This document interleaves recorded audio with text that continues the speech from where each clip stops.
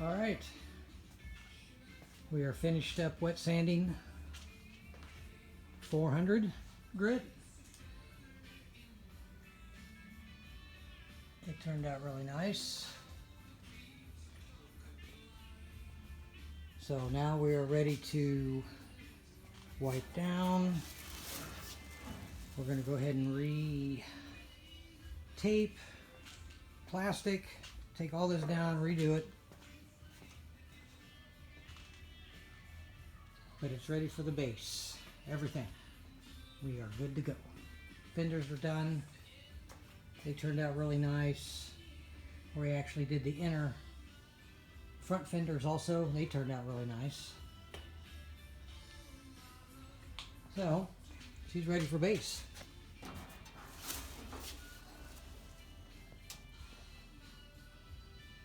Okay, everything, yeah, it is done. But this stuff here, if you guys haven't used this, it's incredible. It's a finishing type of filler, but it sands like butter. It's smooth. I recommend it. So I will get pictures. We are going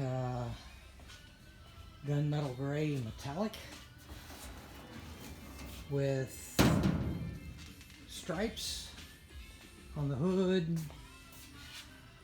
and not on the top, but just on the hood and the trunk. But I got to get a template ordered for this spoiler. Why it didn't come with one for some reason, I don't know why. So, but it's been a long journey,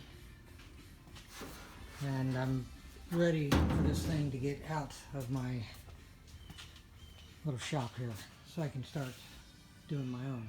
But it is what it is. But it did turn out really nice.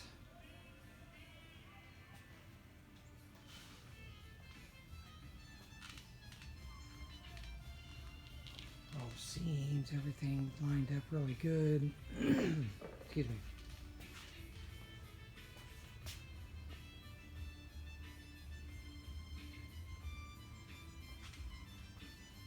I'm really impressed with all this up here. This just turned out fantastic.